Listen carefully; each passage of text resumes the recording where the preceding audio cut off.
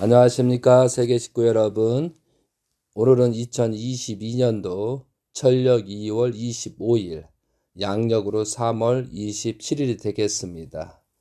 오늘의 말씀의 제목은 원리강론을 중심 삼고 말씀을 드리도록 하겠습니다. 탕감복귀 원리에 대한 제목을 가지고 여러분과 함께하는 시간을 갖도록 하겠습니다. 원리강론 241페이지 서론 부분입니다. 복귀 섭리는 타락된 인간으로 하여금 창조 목적을 완성케 하기 위하여 그들을 창조 본연의 인간으로 복귀하여 나아가는 하나님의 섭리를 말하는 것이다. 전편에서 이미 논증한 바와 같이 인간은 장성기 완성급에서 타락하여 사탄 주관하에 머물게 되었다. 따라서 이러한 인간을 복귀시키기 위하여는 먼저 사탄을 분립하는 섭리를 하셔야 하는 것이다. 이것이 복귀 섭리라는 거죠. 근데 여기에서 장성기 완성급, 아담이 타락한 것이 16세라고 그랬거든요. 그러니까 소생기 8년, 장성기 8년, 완성기 8년이 되겠습니다. 그래서 메시아는 1:1 탕감 조건을 세우시기 때문에 이 소생기, 장성기, 완성기를 넘고 나서 성운이 있는 거죠.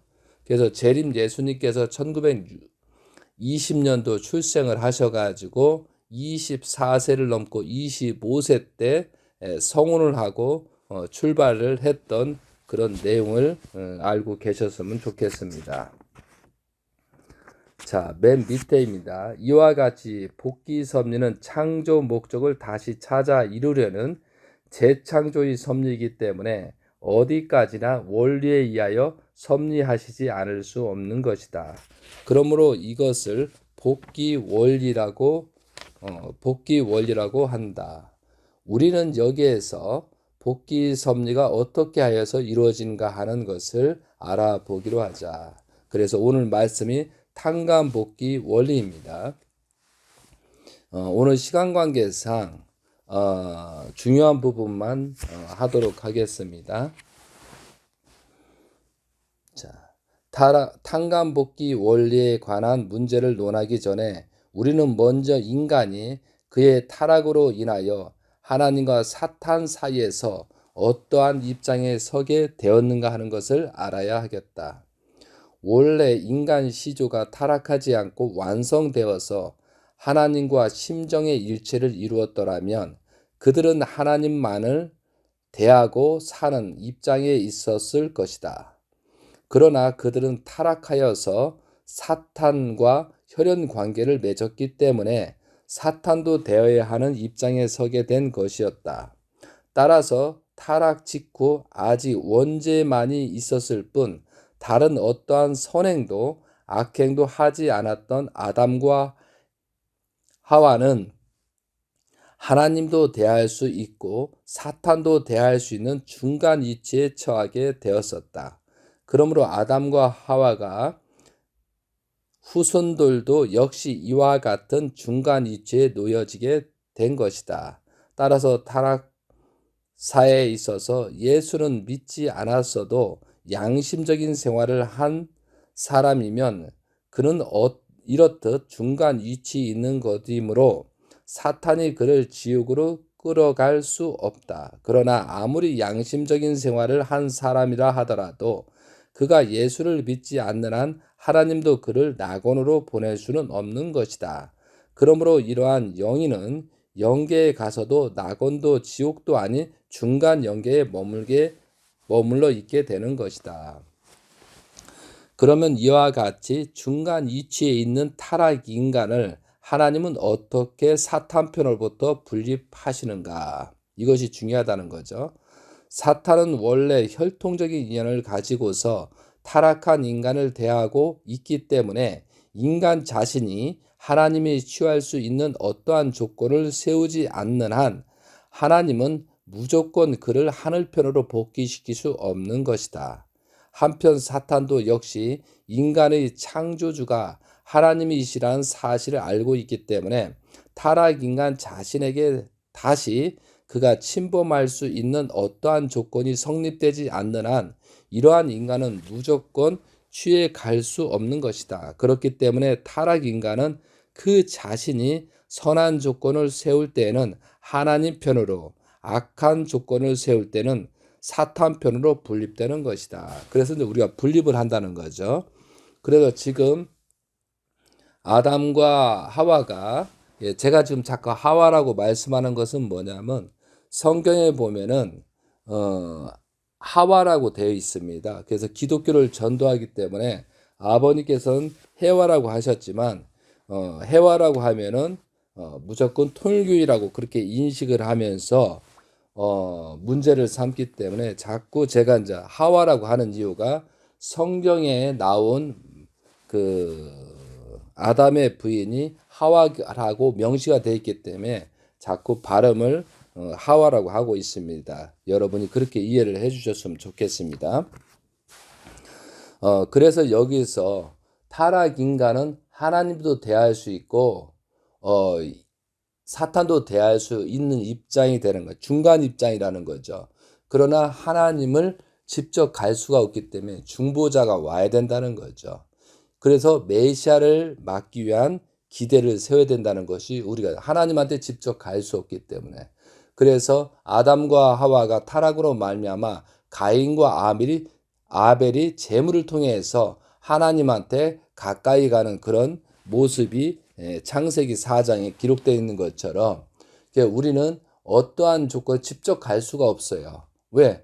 직접 갈 수 없기 때문에 만물은 타락하지 않았기 때문에 만물을 통해서 그 믿음의 기대를 세우고 그 승리권 위에 타락성을 벗기 위한 탕감 조건을 세운 다음에 그 다음에 실체의 기대를 세워 나갈 수 있다는 거죠. 그래서 이제 그 중간 역할을 하는 재림 예수님이 오셔서 중보자로서 우리를 하나님 앞으로 갈 수 있는 그런 입장의 체계를 끌어간다는 것이죠. 그러면은 여기에서 전 243페이지 밑에서 세 번째입니다. 그럼 탕감 조건을 세워야 되거든요. 그러면 탕감 복귀란 무엇을 말하는 것인가? 무엇이든지 그 본연의 이치와 상태 등을 상실하게 되었을 때 그것들을 본래의 위치와 상태로 복귀하려면 반드시 거기에 필요한 어떠한 조건을 세워야 한다. 이러한 조건을 세우는 것을 탕감이라고 하는 것이다. 그래서 탕감 복귀 원리라는 거죠. 그러면은 우리가 탕감 조건은 어떻게 세워있냐? 첫째는 동일한 것으로서 탕감 조건을 세우는 것이다 이거죠. 그러니까 동일한 조건은 어떻게 보면은 모세, 예수님, 아버님이 이제 동일한 조건을 세워야 되겠죠.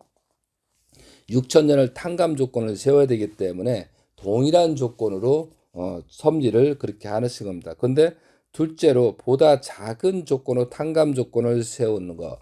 그러니까 예수님이 승리로 말미암아 재림 예수님께서 승리로 말미암아 우리가 이제 원죄를 청산한데 성주를 마시고 원죄를 청산한 것처럼 보다 작은 조건, 예수님을 믿기만 하면 낙원에 가는 것처럼 재림 예수님을 믿기만 하면은 어떤 입장이에요?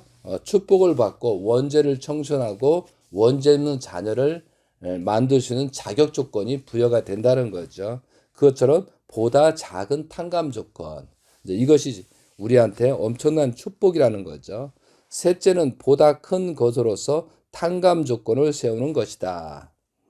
그러면 여기서 보다 작은 조건으로 탕감 조건을 세웠는데 보다 큰 것으로 탕감 조건을 세우는 경우다. 이것은 어떻게 하다 보니까 잘못됐을 경우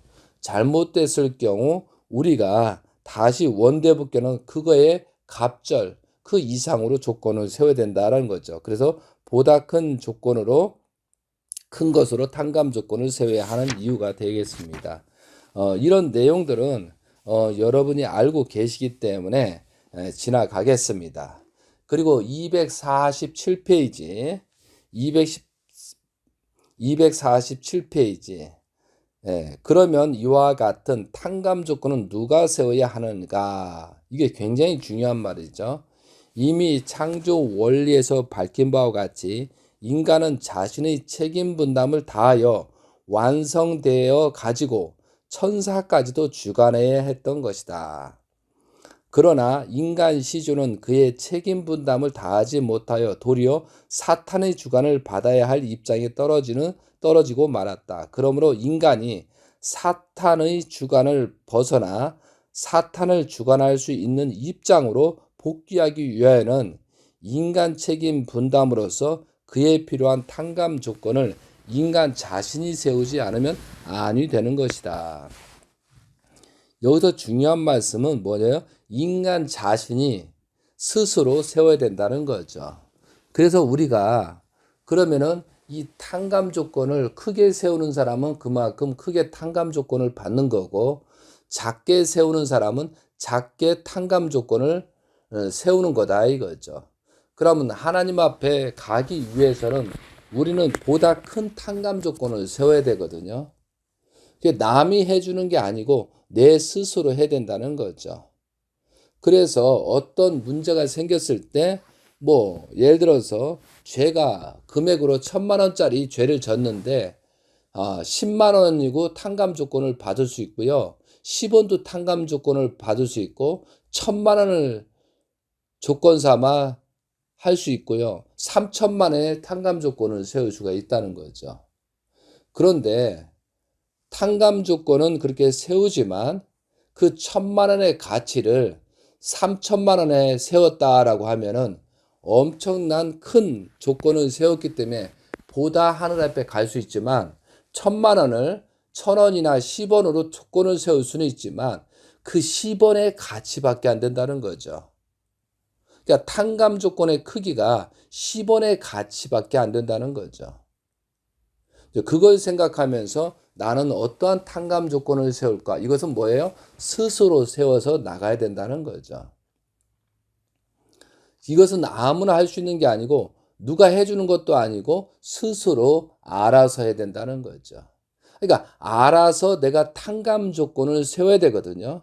그럼 알아서 탕감 조건을 세워야 되는데 그 알아야 되기 때문에 이 원리 강림이 필요하고 이 복기섭리 아버님 말씀, 재림 예수님께서 말씀한 성경 말씀이 중요하다는 거죠. 우리는 일대 탕감 조건을 어떻게 세우고 하나님의 아들로서 복귀되는 과정 속에서 하나씩 발전되기 위해서 공부를 해야 된다는 거죠. 이게 무지에는 구원이 없다고 하잖아요. 그래서 지금 여러분이 여러 가지 시련들이 있어요. 통일교에 와서, 가정연합에 와서, 권한권에 와서, 메시아를 믿는다고 해서 많은 탕감 조건이 있다는 거죠.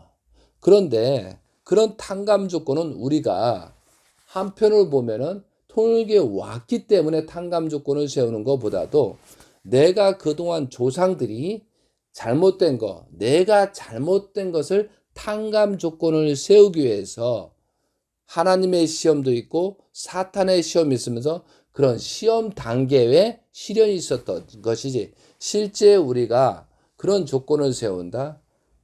그렇지 않습니다. 그래서 각자가 조상으로부터 얻고 210대 조상으로 왔던 그런 탕감 조건을 어떻게 세울 것이냐. 그런데 우리는 최소한 조상들의 업보, 나 자신에 대한 업보를 지상에서 얼마만큼 탕감 조건을 세우고 영계로 가느냐. 이것이 이제 굉장히 중요한 문제다 이거죠. 그러니까 지금 시련이 있든 어떻든 간에 내가 이런 하는 모습, 그죠? 이런 모든 내용들이 작든 크든 간에 탕감 조건을 세우는 것이라는 사실을 우리가 인지하면서 가야 된다는 거죠. 그래서 우리들이 어떤 조건을 세우느냐? 탕감 조건은 누가? 자기 스스로 세우는 거예요. 그럼 나는 너무 힘들어. 나는 너무 괴로워. 나는 왜 이렇게 이렇게 인생이, 환경이 이렇게 태어났을까? 그거 원망할 시간이 없어요. 태어난 자체가 우리가, 알고 태어난 것도 아니고, 어떤 부모를 만나는 것도 우리가 어떻게 내가 할 수가 없잖아요. 이게 숙명이잖아요. 탕감 조건은 이 숙명적인 그런 상황에서 내가 어떻게 위기를 탈피를 하면서 갈 것이냐. 그런데 하나님은 공평하신 것 같아요. 자녀가 많은 사람들은 돈이 없고요. 돈이 많은 사람들은 자녀 복이 또 없고 다른 복들이 없어요. 하나님께서는 참 공평한 조건을 주시지 않아요. 항상 집에도 5개 티 있어요. 다 좋은데 여기 하나 티가 있잖아요. 그런데 그 티가 어떻게 보면 탕감 조건을 넘어가는 그런 과정 속에 표시적으로 나타나는 현상이라고 볼 수가 있겠죠. 그거와 마찬가지로 탕감복귀 원리는 뭐예요? 원리라고 돼 있어요. 돌아오는 방법, 원리라는 거죠. 그래서 우리가 원리 강론을 보면 두 가지가 있어요. 다 강론이에요, 강론. 그런데 창조 원리하고 탕감복귀 원리는 원리입니다. 나머지는 논이기 때문에 상황에 따라서 바뀌고 표현이 다를 수가 있어요. 그러나 창조 원리와 복귀 원리는 바뀔 수가 없습니다. 이러한 순서를 가야 되는 거예요. 그런데 2004년도 여수에서 쌍합 10승리를 선포하시면서 후천 개백시대, 선천 개백시대가 열린다고 했거든요. 그러면서 아버님께서는 이제부터 탕감이 없는 복귀 시대가 펼치고 후천 개백시대가 열렸다라고 말씀하신 거거든요. 그러면 정말로 우리가 탕감 복귀가 없어졌냐? 아니거든요. 그런데 그때부터는 종족적 메시아의 활동을 해야 된다라고 하거든요. 이 종족적인 메시아라는 것을 여러분이 굉장히 깊이 생각해야 된다는 거죠. 아버님은 섭리적으로 하나님을 중심 삼고 섭리적으로 메시아가 되고 재림주가 된 거거든요. 그런데 그것을 가정, 민족, 종족을 찾아가려면은 그 종족의 대표의 메시아로 우리들을 세우는 거라 이거죠. 그러면은 아버님이 밟아왔던 그런 노정을 종족의 메시아로서 그것을 작게든 크든 탕감 조건을 세워서 그것을 지나가고 그 승리적인 기준을 이루어야 되는 것이 우리가 해야 될 일이라는 거다. 그러면 종족적 메시아라는 것은 무슨 말이냐면 그 종족의 메시아로서 구원 섭리를 펼치라는 거예요. 그럼 종족적 메시아가 뭘 해야 돼요? 먼저 210대 조상에 관련된 영계에 있는 조상들을 먼저 수습해야 돼요. 그리고 후손들을 수습해야 돼요. 그래서 축복을 통해서 그 조건을 세워야 된다는 거죠. 그런데요, 이 통일교든 가정연합이든 권한이든 어디든 가짜가 너무 많은 거예요. 그러면은 지금 6천년 역사가 예수님으로부터 4천년 역사가 와서 아담으로부터 4천년 역사가 와서 혈통복귀 하려고 그랬거든요. 근데 예수님께서 기대가 없으므로 혈통복귀를 못했어요. 신부를 만나지 못해서 자녀를 번성하지 못했기 때문에 2000년이라는 시간이 왔어요. 그리고 6000년, 아담으로부터 6000년이 와가지고 재림주를 통해서 축복을 통해서 원죄를 청산하고 혈통복귀에 들어가는 거거든요. 그러면 혈통복귀를 들어가면서 축복을 통해서 그 자녀들이 원죄 없이 진행되게끔 만드는 것이 우리가 해야 되고 종족적 메시아가 해야 될 가장 관무이라는 거죠. 그런데 여기에서 그것을 지켜서 혈통복귀를 해서 하나님 편으로 가고 또한 재림 예수님의 혈통과 연결되게끔 그런 작업을 해야 되는데 지금 그러지 못하니까 통일교가 망해버리고 가정연합이 망하는 거예요. 혈통복귀에 실패가 되기 때문에. 그러면 1세들이 열심히 했으니까 2세들은 더욱더 하나님을 중심 삼고 아버님을 중심 삼고 3대 왕권을 주고 더 열심히 해야 되는데 그러지 못한 현상이 있다는 거죠. 결국은 어디에 있어요? 씨 뿌린 게 잘못됐다는 거죠. 우리가 최대한 개성 완성을 해서 자녀를 낳아야 되는데 그러지 못했다는 거. 그리고 축복을 지키지 못하고 탈선했다는 거.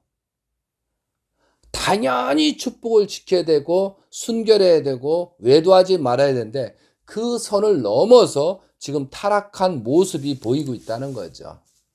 그러면 통일교의 정체성은 뭐예요? 딱 한 가지예요. 혈통복귀 싸움입니다. 악으로 오는 혈통을 단절하고 선으로 복귀되는 그런 섭리를 하는 것이 이게 통일교의 정체성이거든요.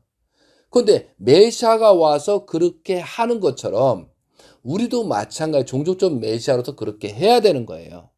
근데 그렇게 하지 못한 사람들이 있다는 거죠.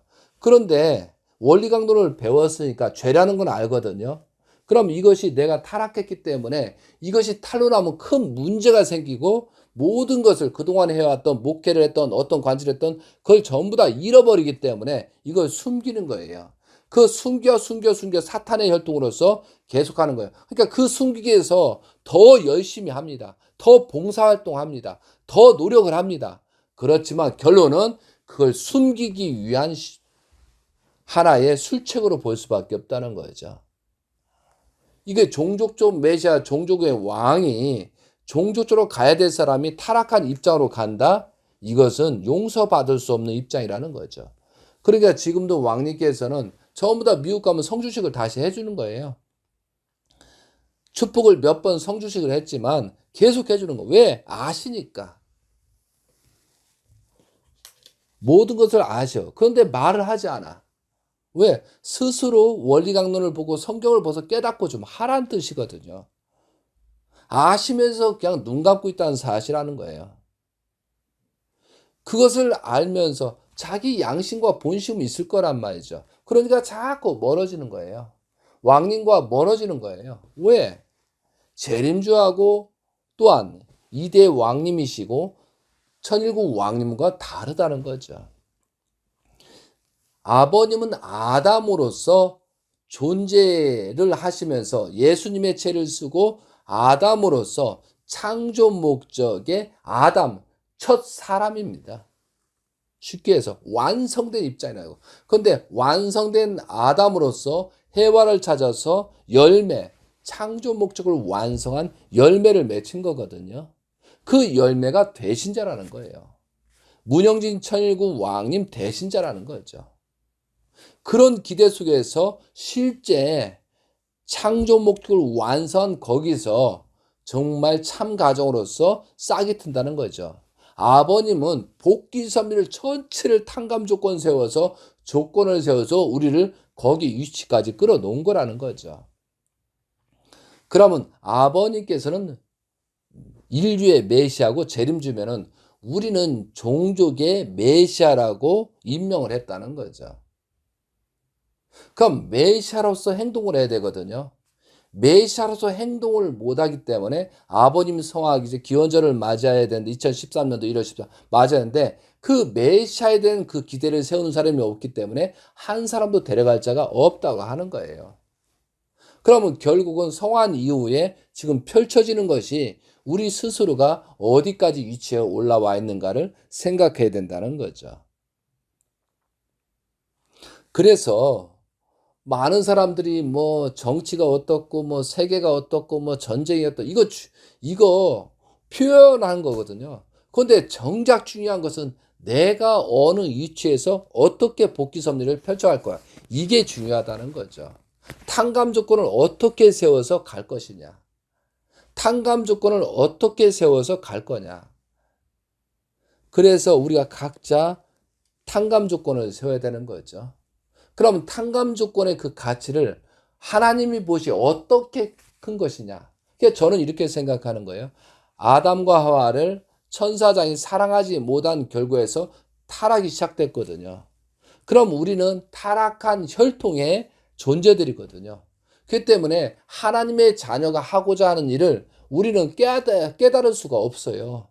아무리 어떤 조건을 세워도 그분이 하는 것은 깨달을 수가 없다는 거예요. 재림주가 하는 거, 예수님이 하는 거, 3대 왕권이 천일국 왕님이 하시는 내용을 우리는 깨닫기는 어렵습니다. 왜? 우리 자체가 타락한 혈통으로 시작됐기 때문에. 그러면은 예수님으로부터 아버님으로부터 온전히 하고 창조 목적을 완성한 요한계시록 12장에 완성된 그런 입장으로 출발하는 그 분 속에 누가 있어요? 하나님의 정분합작용에서 합인 실체가 있다는 거예요. 실체. 그 실체로서 하나님의 주권 속에 직접 주관권 속에서 지금 섭리가 진행되고 있으니까 그분이 하는 것을 잘 보고 무조건 절대 복종해 줘야 된다는 거죠. 이것이 우리가 해야 될 일이거든요. 왜? 우리로서는 이해할 수 없는 일을 진행되고 있지만 그분을 믿고 따르고 실천 군양으로서 우리가 그 기대를 세운다는 거죠. 여러분이 인간적 재림주의 아들이거든요. 그리고 대신자, 섭리의 중심자로 대신자를 천명한 분이거든요. 그랬을 때 우리는 어떤 가치관을 펼 거냐?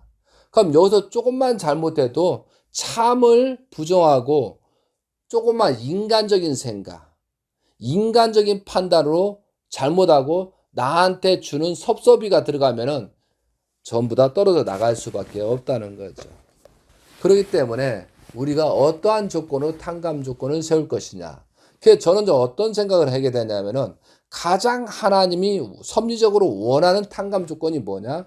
참 가정, 참 부모의 대신자를 중심 삼고 3대 왕권을 중심 삼고 그분이 하시는데 협조를 하고 그분을 사랑했다는 조건이 가장 큰 탕감 조건이 되지 않는가 싶어서 거기에 집중하고 있는 거죠.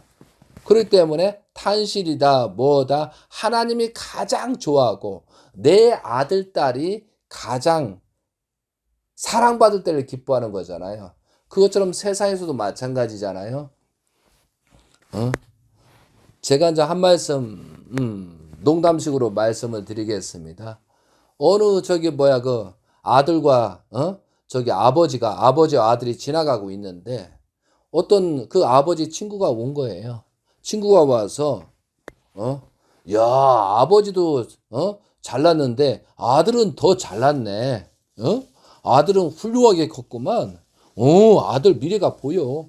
정말 멋있구만. 아버지보다 낫다야. 그러면은 그 아버지가 뭐야? 농담. 예이 사람아. 내가 낫지 아들이 낳으면 되겠어? 그렇게 이제 빈말로 얘기합니다. 그렇지만 그 말을 듣는 아버지는 굉장히 기분이 좋습니다. 왜 좋아요? 아들이 희망이 있고 그렇게 그 친구가 말했기 때문에. 그러니까 나보다도 나은 자녀를 모습의 증거의 내용을 들었기 때문에 굉장히 기쁜 겁니다. 그렇지 않아요? 그런데 반대로 봐서 그럴 일은 없겠지만 그 친구가 야 너는 잘났는데 네 아들은 형편없다 야 어떻게 쭉쟁이처럼 나와가지고 힘도 없고 야 네 집 끝났다 야 만약 그렇게 얘기했다고 봅시다. 난리 나겠죠? 그 친구 원수 됩니다. 그렇지 않아요? 여러분 그런 소리 들어봤어요? 자식과 딸을 데리고 가는데 어떤 사람이 부모가 낳고 자식이 못하다고 그러면 그거 가만 놔둬요. 원수가 되지. 제가 왜 이 말씀 드린 줄 알아요? 재림 예수님의 아들들을 재림 예수님의 대신자를 지금 비난하는 사람이 있다는 거죠. 많이. 특히 가족연합이나 그 조직들이. 이거 어처구니 없는 현상이거든요. 재림주를 따른다고 재림주를 한편서 따른다고 하던 놈들이 재림주의 자녀를 함부로 욕한다. 그럼 세상에서도 내 아들 딸을 욕하면 가만 놔두지 않는데 하나님이 가만 놔두겠어요? 영계 계신 아버님이 엄청나게 섭섭하지 않겠어요? 그러면서 말로는 먹을 거 입을 거 훔치기 위해서 재림주를 따른다. 뭐 가정연합에 있든 어디 있든 그거나 마찬가지라는 거죠. 한심한 짝이 없다는 거죠. 그래서 저는 절대적으로 참 가정에 관련된 사람들은 함부로 비난하거나 심판하거나 욕하거나 그래서는 안 된다는 거죠. 아무리 그런 현상이 생기더라도 나보다 낫다. 재림주의 자녀라는 거죠. 근데 여기에서 많은 자녀들이 세상적으로 보면 잘못된 현상이 실제 노출됐습니다. 그런데 재림주에 대한 사명이 무언가를 알아야 돼요. 재림주는 인류를 구원하는 조건이기 때문에 가인보다도 아벨을 사랑할 수 없잖아요. 참 우리들을 축복받고 세상 사람을 사랑해야 되지 참 가정을 돌볼 수가 없다는 것이 이게 재림주의 운명이라는 거죠. 그러면 우리가 잘못한 것을 탕감 조건 누군가 책임져야 되거든요. 그러면 재물은 이삭처럼 온전해야 되는 거예요. 재물은 온전한 것을 바쳐야 되기 때문에 우리가 잘못으로 말미암아 참 가정이 희생의 제물로 영계도 가고 타락된 입장을 보인 거라는 사실을 우리가 알아야 된다는 거죠. 왜? 무조건 조건이 있어야 되니까. 그것이 재림주의 슬픈 운명이라는 거죠. 그것을 깨달았을 때 절대 여러분들은 누구를 막론하고 참 가정에 잘못된 부분이 보이더라도 그 부분을 질타하거나 함부로 비난해서는 안 된다는 거죠.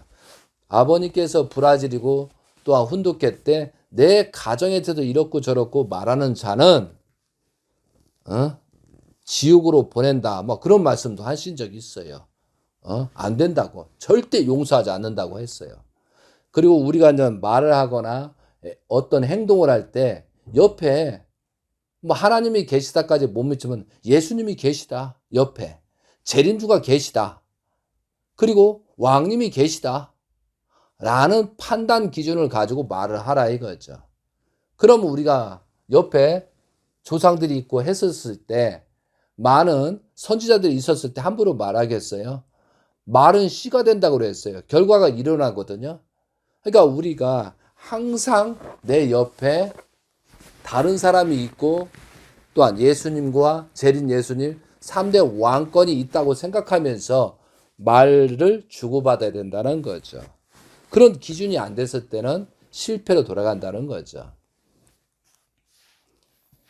자, 그래서 탕감 조건은 뭐예요? 자기 스스로 세운다는 거죠. 그럼 자기 스스로 어떠한 조건을 세울 것인 것은 그건 자기가 알아서 해야 된다는 거죠. 이것이 자유와 책임이라는 거죠. 그리고 말세의 시대는 사탄이 사탄을 치는 겁니다. 하나님은 심판하는 사람이 아닙니다. 그래서 최종적으로 사탄은 사탄이 알아보거든요. 그러면 타락한 사람들이나 축복받고 타락한 사람도 누가 해요? 나중에 그 열매인 아들들이 쳐 죽일 겁니다. 아들들이 묘자리를 파헤칠 거예요. 여러분 숨길 수 없어요. 말세 때 지금 환란기 때는 영계의 문이 열리잖아요. 많은 사람이 영적으로 교감을 갖고 있어요. 그래서 사탄이 설 자리가 없는 거예요. 영적인 재림 역사가 벌어지거든요. 영적으로 모든 조상이 왔기 때문에 그 영적으로 물증은 없어도 심증은 다 갖고 있다는 거죠. 그게 사탄들이 설 수 없는 자리가 생기는 거예요. 그런데 하물며 축복 가정들이 탈선했어? 어떤 범죄했어? 그거요 오래 못 갑니다.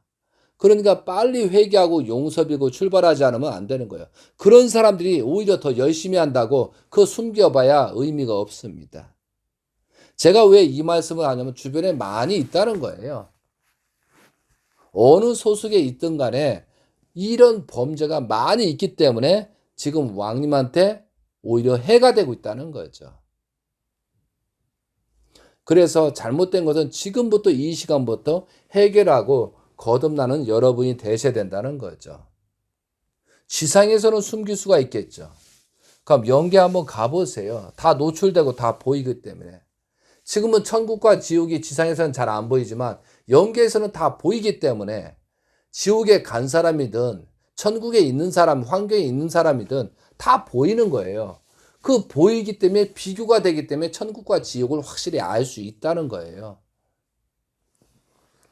그래서 우리가 지상의 삶이 뭐가 중요해요? 나이가 젊든 많든 간에 지상은 뭐예요? 생활은 영인체를 성장시키는 기간입니다. 내가 성전이 되는 기간입니다. 그러니까 내가 성전이 된 그 기대 위에 부인을 성전되게 만들고 자녀를 성전되게 만드는 것이 우리가 해야 될 운명이자 숙명이라는 거죠. 얼마나 기쁜 일이에요. 얼마나 영광스러운 일이에요. 6천년 역사에 그런 조건을 세우고 있는 거다 이거죠. 그거와 마찬가지로 탕감 조건은 어떻게 세울 것이냐. 자, 여러분이 그 탕감 조건에 대해서 뭐 아버님이 세웠으니까 우리는 세울 게 없다. 뭐 그런 말 하면 안 된다는 거죠. 아버님의 좋은 말은 듣고 나쁜 말은 해석하지 않으려고 그런 입장에서 그런 말이 나온 거예요. 자, 오늘은 311페이지 한번 볼까요? 모세와 예수님을 중심한 복귀 섭리. 자, 311페이지. 예수님의 전형 노정으로 야곱 노정과 모세 노정을 세우신 이유가 뭐냐 이거죠. 자, 311페이지입니다.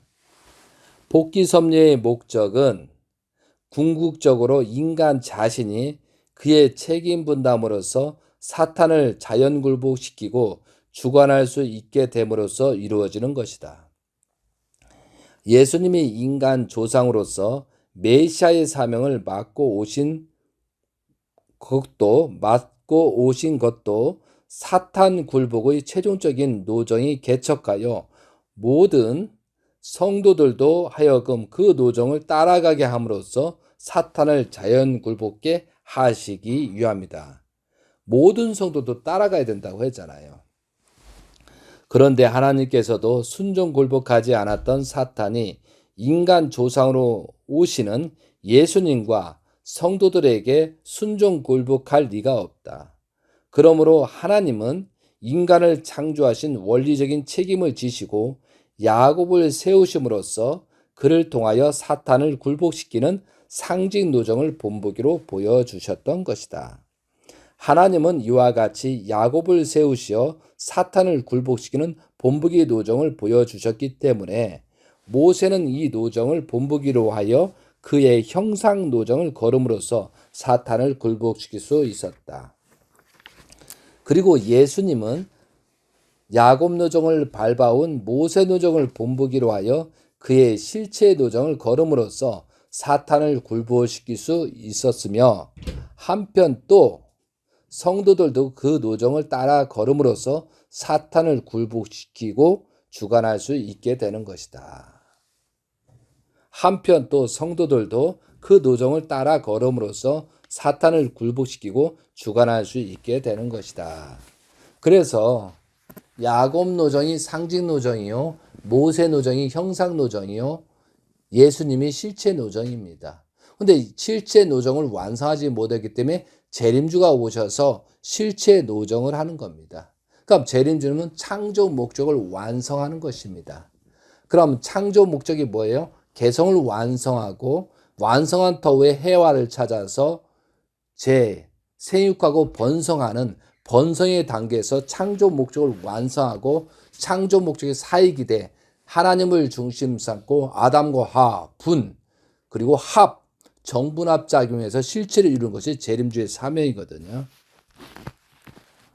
여러분이 이런 생각을 하면서 창조 목적, 개성을 완성한 사람은 타락할 수 없다라는 내용이 창조 목적의 원리 강론에 나와 있다는 거죠. 그렇기 때문에 우리가 참 가정에 대해서 함부로 해서는 안 된다는 거죠. 그래서 아벨 기독교를 전도하기 위해서는 이것을 정확하게 정리하고 아벨 기독교를 전도한다고 해야 된다는 거죠. 여러분이 아무리 아벨 기독교, 아델 기독교 전도한다 하지만 성경도 공부도 하지 않지. 특히 요한계시록도 공부하지. 아버님 섭리도 공부하지 않지. 왕님에 대해서 지금 가는 거에 대해서 공부하지 않으면은 왕님이 어떤 방향으로 간다는 것을 예측을 할 수 있는 능력도 있어야 된다는 거죠. 그러면 예측을 하려면 요한계시록에 기록된 내용들을 우리가 공부를 하지 않으면 안 된다는 거죠. 그리고 그분이 가는 거에 대해서 우리는 준비를 해야 되는 것이 이것이 정말 깊은 탕감 조건이라는 거죠. 그래서 이게 복귀 섭리 너무 힘들어 그렇게 할 수도 있어요. 그러나 하나님이 보시기에 6,000년 역사를 탕감적으로 혈통복귀 싸움을 하는 거기 때문에 우리는 엄청난 힘들지만 축복 시대에 살고 있다는 거죠. 그것을 우리가 알고 하루하루 어떠한 목적으로 복귀 섭리의 하나의 조건, 승리적인 조건의 하루하루가 될 것인가가 우리가 해야 될 사명이라는 거죠. 제가 성경 말씀을 요한계시록을 지난 시간에 요한계시록 10장 7절부터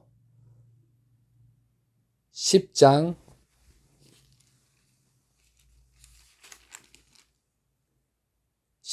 7절부터 11절을 하면서 인수인계의 과정이 보이잖아요. 일곱째 천사가 소리내는 날 그의 나팔을 불려고 할 때, 일곱째 2013년도 1월 13일 되기 전에 어떠한 일이 벌어지나 재림 예수님께서 상속자 문영진 천일공 왕님한테 상속을 해주는 날입니다. 이것이 말씀을 작은 두루마리를 달라한즉 먹는 일이 벌어지잖아요. 이것이 언제 행사했어요? 2008년도 철력 3월 13일, 양력 4월 18일 날 천일궁에서 천정궁에서 실체권 상속, 촛불권 상속, 말씀 상속을 하는 날이잖아요.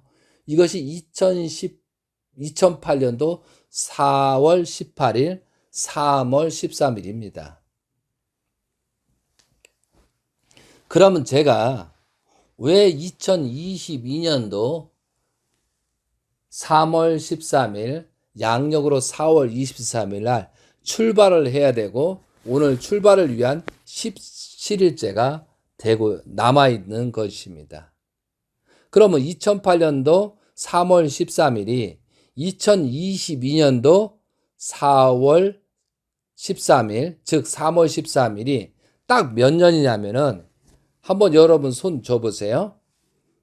우리가 7년이잖아요. 2008년부터 했으니까 9부터 했잖아요. 2009, 10, 11, 12, 13, 14, 15년도까지 7년.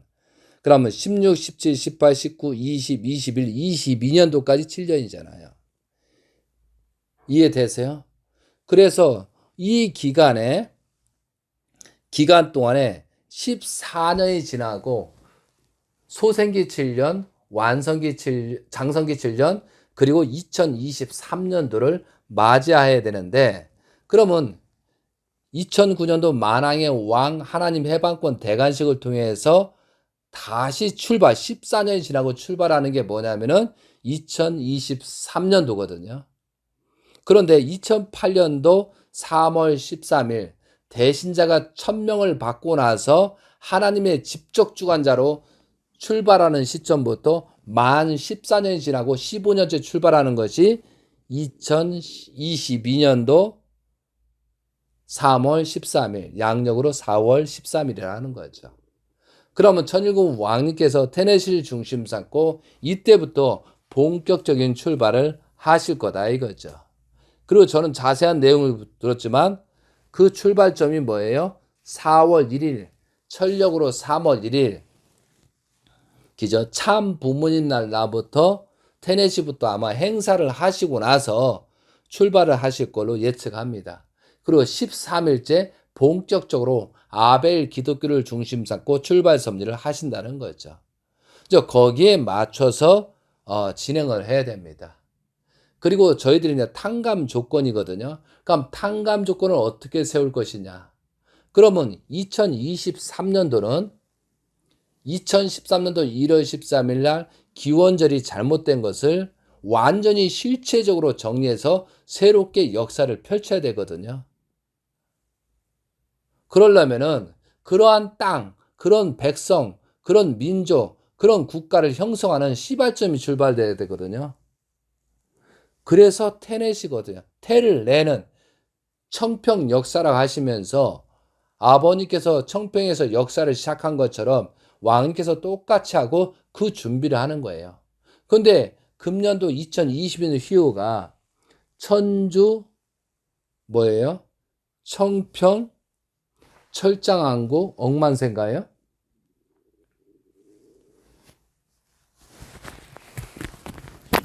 다시 한번 볼게요. 제가 깜빡했습니다.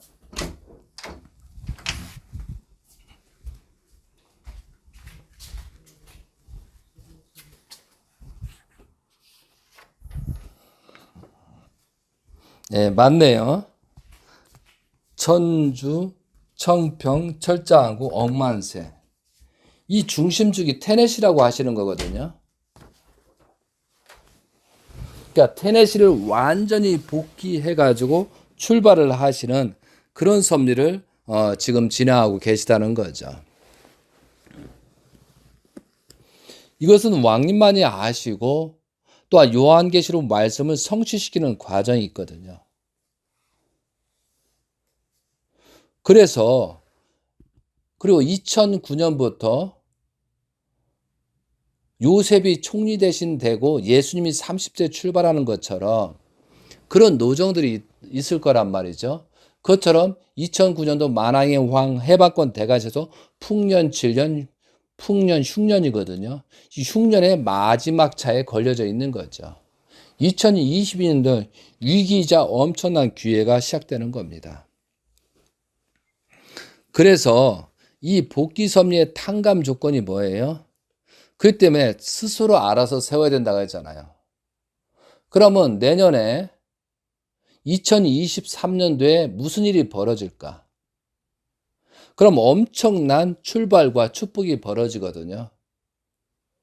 그러면 3대 왕권에 신주님이 성운식 관련해도 아마 있지 않을까 싶습니다. 사탄들이 많기 때문에 제가 함부로 언급을 하지 않겠습니다. 그러면은 3대 왕권의 성운에 관련돼 가지고 우리가 그러한 조건을 세워야 됩니다. 이것이 우리들이 해야 될 사명이라 보고 기쁜 일이 되지 않겠습니까? 그런 조건으로 저는 4월 13일 날 그러한 조건을 세우려고 지금 문자를 보낼 겁니다. 그래서 가장 하나님께서 기뻐하고 예수님과 아버님께서 재림 예수님께서 기뻐하시는 내용이 뭘까? 그리고 3대 왕권이신 대신자 상속자의 하시는 거에 대해서는 하나님이 직접 주관을 가지고 지금 요한계시록 12장을 넘고 14장을 지금 진행하고 있다는 사실이죠. 그래서 재림 예수님, 문선명 재림 예수는 말씀에서 소생적인 말씀의 실체를 이루어서 말씀을 하고 또한 가장 재림 예수 해야 될 일은 뭐냐면 창조 목적을 완성한 하나님의 직접 주관자를 탄생시켜서 그 일을 하게끔 하는 것이 재림주의 사명이거든요. 창조 목적을 완성한 6천년 만에 아담과 하와가 타락으로 말미암아 혈통을 남기지 못한 것을 왕님께서 있음으로 말미암아 재림주님이 승리적인 그 기대를 중심축을 만들었다는 것. 이것이 재림주의 첫 번째 사명을 완수한 사실이라는 거죠. 그리고 우리를 살리기 위해서 축복을 시키면서 말씀이 지나갔다 이거죠. 그럼 말씀을 형상화 시켜야 하잖아요. 그럼 천일국 왕님이 문형진 뭐예요? 형통할 형자잖아요. 만사 형통이란 말도 되잖아요. 그렇기 때문에 형상화 이건 뭐예요? 나라 왕국을 만들어야 되는 거예요. 아버님은 말씀을 통해서 세계에서 축복을 통해서 권한권에 돌아온 축복이든 뭐든 뭐 축복식을 많이 하셨잖아요. 그럼 천일국 왕님께서는 이 왕권을 만드는 거예요. 주권 복귀하는 거예요. 그리고 신주님 때 3대 왕권은 태평성대가 생기잖아요. 그럼 태평성대가 생기기 위한 왕권을 만드는 거예요. 그래서 전체가 안 되기 때문에 테네시를 중심 삼고 그런 정성의 조건을 세우고 있다는 거죠. 6천년 만에 남들은 그러잖아요. 남들은 뭐 테네시에서 왕님이 뭘 하네 뭐 그렇게 비난하고 뭐 지금 뭐 세계가 어떻고 뭐가 어떻고 하는데 왜 테네시에 계셔가지고 그러느냐 뭐 별소리 많이 하고 있어요. 그러나 복귀 섭리를 아는 자들은 그렇게 말하면 안 되겠죠. 정말 6천년에 처음 에덴 동산을 창건하면서 시작점을 펼치고 있는 것이 테넷이라는 거죠. 그러니까 금년 희호가 굉장히 의미가 있다는 것을 알아야 돼요. 천주, 청평, 철장항구, 억만세. 이해돼요? 거기서부터 4월 13일부터 본격적으로 펼침이 벌어지라고 저는 생각하고 있습니다. 그리고 우리가 아무리 왕님께서 하시더라도 우리가 거듭나지 못하면 캐캐무익한 일이 될 수 있습니다.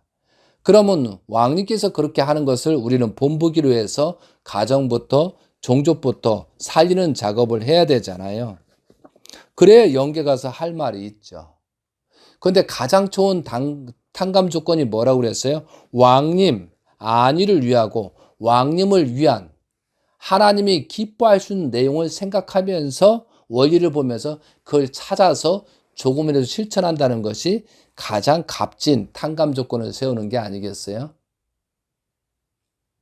나를 위한 탕감 조건도 있겠지만 보다 넘어서 섭리를 위하고 하나님이 보시기에 좋았다라 하는 그런 탕감 조건을 세우는 것이 가장 바람직하지 않나 싶습니다. 저도 부족하지만 그래도 복귀 섭리를 좀 알고 원리 강론 성경이나 특히 성경 중에 요한계시를 알다 보니까 이렇게까지 말할 수 있는 조건이 생긴다는 거죠. 저는 어떤 일반 목회자나 어떤 현재 기독교는 뭐고 좋게 얘기하고 좋은 얘기만 하고 또 신도들 심정 상할까봐 마음 상할까봐 좋은 얘기만 하고 용서합시다 기도합시다 축복합시다 그런 종류의 목회자는 아닌 것 같아요. 그런 사람들이 정말 잘하고 있다? 천만의 말씀. 보기에는 좋아도 나중에는 허울없는 쭉정이에 불과하다는 거죠. 그런 목회는 하고 싶지 않습니다. 정말로 천일국 왕님께서 속이지 않고 말씀 그대로 노출시키잖아요. 잘못된 건 잘못됐다. 잘된 건 잘됐다라고 하잖아요. 저도 그걸 좀 담고 싶은 거예요. 정말 천일국 백성으로서 관리자가 뭐냐. 우리 식구도 있고 많은 식구들이 있고 많은 사람들이 권한권에 있는 사람이 있지만 잘못된 건 잘못됐다고 지적하는 것이 맞잖아요. 그리고 그래야 거듭날 수 있는 기회를 찾죠. 우리끼리 더불어하고 우리끼리 서로 친하고 우리끼리 하나 되자. 이거 인간적인 거 이거 더 중요한 거 아닙니다. 정말 문제가 있습니다. 천일국 왕님을 중심 삼고 하나가 되고 하나님을 중심 삼고 하나가 되고 그분이 제시하는 것을 어떻게 실천하면서 하나가 될까 이게 중요한 것이지. 우리끼리 싸우자 싸우지 마. 사탄들이 원하는 게 싸우지 말자 친하게 지나자. 그러면서 다 뒤통수 치고 다 도둑질하고 가잖아요. 지금 가정연합이고 통일교고 실체가 권한권도 일부 마찬가지잖아요. 기독교인을 올 수 있는 기독교 환경을 맞춰나갈 수 있는 기독교인들을 봤을 때 내가 부끄럽지 않은 모습 그것이 안 되니까 자꾸 연장되는 거거든요. 그래서 우리가 말씀이든 뭐든 모든 사람이 통용될 수 있는 모든 사람이 생각하고 재림주를 따르고 3대 왕권을 따를 수 있는 그런 모습을 우리가 갖춰야 된다는 거죠. 그런 모습을 갖추지 못하면 먼저 왔더라도 서서히 뒷걸음치고 떠나는 것입니다. 그리고 불평불만 하겠죠. 그러나 그것은 중요한 거 아니라는 거죠. 내가 어디까지 왔느냐. 내가 복귀 섭리도 어디까지 오고 어디까지 발전됐는가 이게 더 중요하다는 거죠. 누가 뭐라든 간에 조상이 알아보고 우리 후산이 알아보고 그런 목적과 조건을 세우고 영계로 가야지 않겠어요? 그래도 저는 살아있다는 게 감사하고 또한 복귀 섭리를 할 수 있는 시간이 주어졌다는 것을 감사하고 있습니다. 그래서 우리들이 어떠한 조그만 조건을 세우면서 문자를 보낼 것입니다. 그래서 거기서 기쁨과 영광으로서 조그만 부담 없이 내 스스로 조건을 세우셨으면 좋겠습니다. 그리고 우리들이 해야 될 일이 뭐냐? 어떻게든 간에 하나님이 가장 귀하고 여기는 참 가정을 위하고 참 가정의 말씀을 따르고 참 가정을 중심 삼고 특히 대신자를 중심 삼고 섭리에 하나님의 직접 주관할 수 있는 그런 시스템에서 움직이시는 그분을 중심 삼고 우리는 어떤 기대를 세울 것이냐 이것이 우리가 해야 되고 또한 종족으로서 어떻게 복귀할 것이냐. 여러분 종족적 메시아와 메시아 입장에서 왕과 왕비로서 왕관을 쓰고 있잖아요. 이게 왕이 함부로 하면 되겠습니까? 왕이 말을 함부로 하면 되겠어요?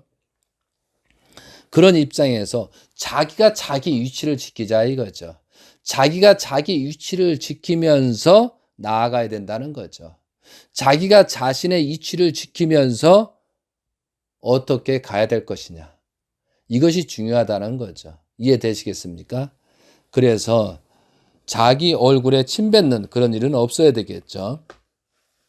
그거와 마찬가지로 잘못된 거 있으면 복귀 섭리이기 때문에 지금에도 회개와 용서를 빌고 재출발하는 여러분이 되시기 바랍니다. 그리고 지금 남을 비난하는 사람들이 많이 있어요. 특히 권한권에 온 사람들이 남을 비난할 자격이 뭐가 있어요? 본인이 더 열심히 하면 됐지. 누가 어떻고 누가 어떻고 간에 그 사람 취지가 동일하고 자기 중심적으로 말하지 않았으면 좋겠어요. 성경도 모르면서 복귀 섭리 모르면서 남이 아는 것에서 말하는 것에 대해서 본인도 말하면 그뿐이지 그걸 가지고 이렇다 저렇다 하는 사람도 많이 있는 것 같아요. 안타까운 현실이죠. 그거와 마찬가지로 우리가 원리 강론을 가지고 또한 아버님 말씀, 천성경 그리고 성경 그런 말씀들을 중심 삼고 또 천일국 왕님께서 하는 말씀을 어떻게 순종 굴복하고 따를 것이냐 그런 마음으로 살아주시기 바랍니다. 이제 본격적인 섭리가 벌어지기 시작합니다. 저는 3월 13일도 테네시를 중심 삼고 본격적인 섭리가 아벨 기독교를 중요한 출발할 그런 모든 것을 정리하고 마무리하고 출발하시는 그런 단계가 되겠죠. 그거와 마찬가지로 우리 자신들은 어떻게 할 것이냐. 우리 자신들은 어떠한 모습으로 거듭나서 출발할 것이냐. 그래서 아무리 말세와 심판때가 와도 우리가 거듭나면 거듭난 만큼 살게 되는 거고 뒤로 가고 속이고 타락한 거 속이고 뭐하고 하면 괴롭잖아요. 근데 그 괴로운 걸 감추기위해서 남까지 비난하고 그런 사람들이 돼서는 안 되겠죠. 그거와 마찬가지로 우리가 거듭나고 내 자신부터 어떻게 할 것이냐. 내 자신부터 온전한가를 항상 생각하면서 갈 수 있는 여러분이 되시기 바랍니다. 정말 우리는 신종주적 메시아로서 사명을 어떻게 할 것이냐. 메시아를 받았거든요. 그런데 왕님께서는 못배임 당할 수 있다. 왕관을 뺏길 수도 있다고 하잖아요. 그러지 않도록 우리가 자기 자신을 지켜야죠. 정말로 타락한 인간들은 뺏길 수밖에 없다는 거죠. 조상들이 구원받기 위해서 타락한 자녀하고 타락한 육신하고 함께 할 수는 없잖아요. 더 나빠지기 때문에. 그렇기 때문에 제가 심판은 누가 한다? 조상들이 한다는 거죠. 우리가 육신은 첫 번째 조상들이 하고 그 다음에 사탄이 공격한다는 거죠. 이해되시겠습니까? 세례요한 보세요. 헤롯이 보다 큰 사탄이 목을 쳐버리잖아요. 그런 일이 벌어질 수 있다는 거죠. 우리도 마찬가지라는 거죠. 잘못하면 피해 나갈 수 없어요. 그렇기 때문에 회개하고 용서를 빈다는 말을 할 줄 아는 사람들은 그래도 희망이 있다는 거죠. 우리는 뭐 회개하고 용서 빌 필요가 없고 여기까지 왔잖아. 그것은 교만하기 때문에 바로 죽습니다. 바로 죽어.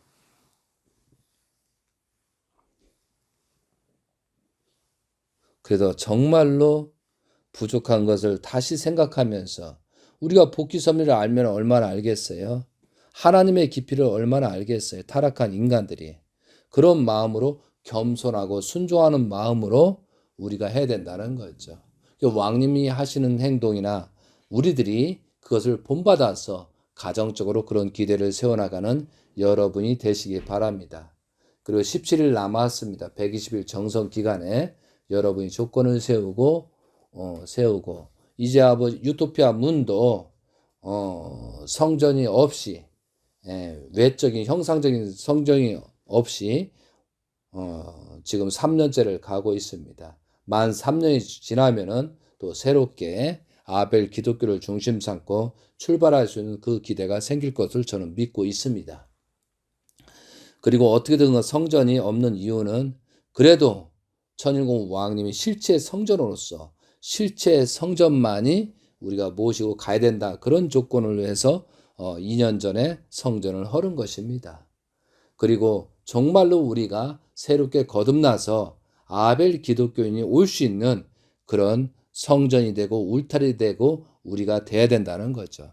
이게 결국은 내가 바뀌지 않으면 전도 한 명도 못 한다는 거죠. 그런 마음으로 더욱더 성경 말씀이든 집중해야 된다는 거죠. 어떤 사람들은 성경을 볼 필요 없다. 뭐 성경은 뭐 아버님 다 이뤘으니까 왜 과거로 돌아가냐. 그런 말을 하는 사람이 있는데요. 참조로 그런 사람들한테 전달합니다. 예수님과 재림 예수님은 똑같은 사람입니다. 예수님이 재림주거든요. 예수님과 문선명 재림녀는 똑같은 사람입니다. 그러면 어떻게 보면 영적인 분이 예수님이고 영과 육을 합친 분이 문선명 재림 예수님이거든요. 그러면 권한권에 돌아온 사람이 착각을 할 수가 있는데 왕님은 두 아버지를 모시고 있는 겁니다. 영적인 아버님, 육적인 아버지, 실체의 아버지를 모시고 있는 거거든요. 왕님을 알려면 예수님을 알아야 되고 예수님의 한을 알아야 됩니다. 그래서 성경을 더 알아야 된다는 거죠. 왕님의 부모는 두 부모가 있습니다. 예수님도 부모고 문선명 재림 예수님도 부모입니다. 그래서 재림 예수님을 드러내는 것도 중요하지만 예수님을 드러내는 것도 중요합니다. 두 아버지이기 때문에.